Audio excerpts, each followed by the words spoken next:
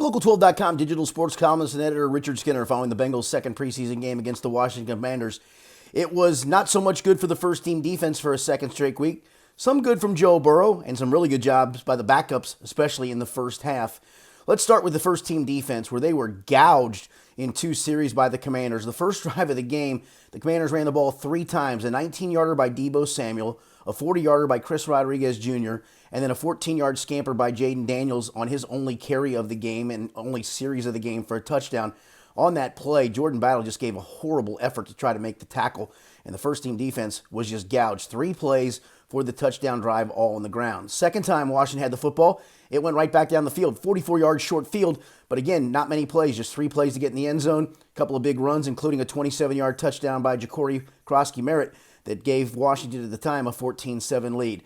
Burrow played 3 series. The offense scored touchdowns on 2 of those. Chase Brown with a 1-yard touchdown run to cap the first drive of the game, and then a short touchdown pass to Charlie Jones on the third drive that Burrow and the first-team offense were on. We did see, however, in the first-team offense, Jalen Rivers come into the game for Lucas Patrick at right guard on that third series. There was no injury reported at the time, and maybe just trying to get Rivers some snaps with that first-team group. But it was the second and third teamers on offense that did some damage, especially in the first half. Jake Browning came in and really was pretty sharp as the backup quarterback. And Mitchell Tinsley, who's had just a wonderful camp for the Bengals, a wide receiver who spent his first couple of years with Washington, an undrafted free agent signee, signed with the Bengals back in February on a futures reserve contract. He has been great in training camp. He was great in this game. He had 5 catches in the first half for 73 yards and 2 touchdowns, including on touchdowns on back-to-back offensive plays that came just seconds apart. In between that came an interception by rookie linebacker Barrett Carter that he returned to the Washington 20-yard line. From that point forward is all the backups the rest of the way.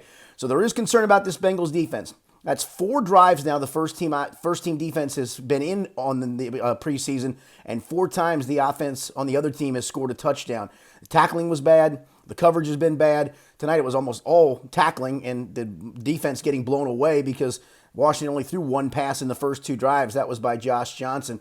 Tyson Anderson also recorded an interception. I mentioned Barrett Carter, the rookie, with his interception. Tyson Anderson also recording an interception in the first half on not such a good throw by Josh Johnson, who was a former Bengals player. In fact, he's a former almost everybody's player in this league. Not a good throw, but a good job by Tyson Anderson to come up with the interception. So the Bengals still got a lot to work on defensively. They've got a couple of weeks to do so. You're not going to probably see the starters coming up in the the preseason finale this Saturday when the Bengals host the Indianapolis Colts.